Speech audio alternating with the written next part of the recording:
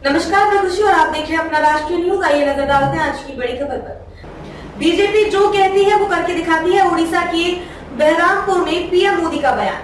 प्रधानमंत्री नरेंद्र मोदी ने उड़ीसा के बहरामपुर में एक चुनावी रैली को संबोधित करते हुए जमकर विपक्ष पर हमला बोला। इस दौरान पीएम मोदी ने कहा कि भाजपा जो कहती है वो करके दिखाती है। यह सरकार बनने के बाद हम पूरी शक्ति से हमारी सभी घोषणाओं पर अमल करेंगे। उड़ीसा में इस बार 2 यज्ञ एक साथ हो रहे हैं। एक यज्ञ देश में हिंदुस्तान में मजबूत सरकार बनाने के लिए और दूसरा यज्ञ उड़ीसा में भाजपा के नेतृत्व वाली मजबूत राज्य सरकार बनाने का है। यहाँ 13 मई को मतदान है। पीएम मोदी ने कहा, मैं आज उड़ीसा भाजपा को बहुत बहुत बधाई देता हूँ। उड़ीसा भाजपा ने उड़ीसा की आकांक्षाओं को, यहाँ के युवा सपनों को ध्यान में रखते हुए, यहाँ की बहनों बेटियों के समर्थन को ध्यान में रखते हुए बहुत ही विजनरी संकल्प पत्र जारी किया है। मोदी ने कहा कि किसी को भी संविधान के साथ खिलवाड़ की इजाजत नहीं देंगे। प्रधानमंत्री नरेंद्र मोदी ने रविवार को कहा कि वह किसी को भी संविधान के साथ खिलवाड़ करने की इजाजत नहीं देंगे, खासकर जब बात धर्म के आधार पर आरक्षण के मुद्दे की हो। पीएम मोदी ने धौलाना में एक रैली को संबोधित करते हुए कहा, संविधान धर्म के आधार पर आरक्षण की अनुमति नहीं देता है, लेकिन इंडिया गठबंधन तुष्टीकरण की नीति के तहत SC, ST, OBC के आरक्षण का हिस्सा मुसलमानों को देने की योजना बना रहा है। उनकी नजर आपके मंगलसूत्र, आपके खेत, आपकी संपत्ति पर भी है, क्योंकि पूर्व प्रधानमंत्री मनमोहन सिंह ने भी कहा था कि संसाधनों पर पहला हक मुसलमानों का है।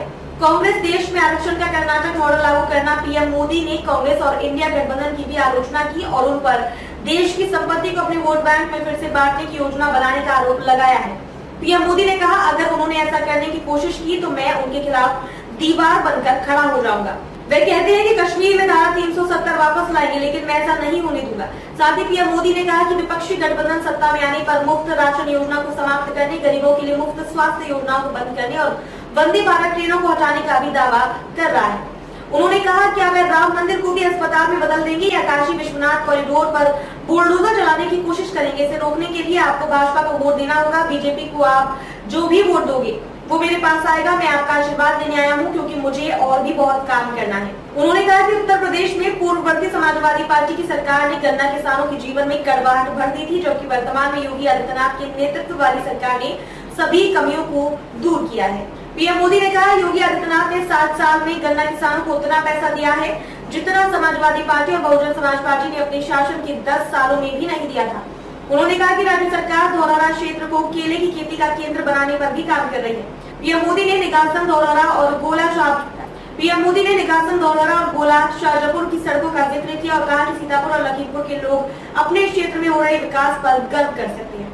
अब तक के लिए बस इतना ही। फिर होगी आपसे मुलाकात ऐसी एक और बड़ी खबर के साथ। तब तक के लिए नमस्कार और देखते रहिए अपना राष्ट्रीय न्यूज।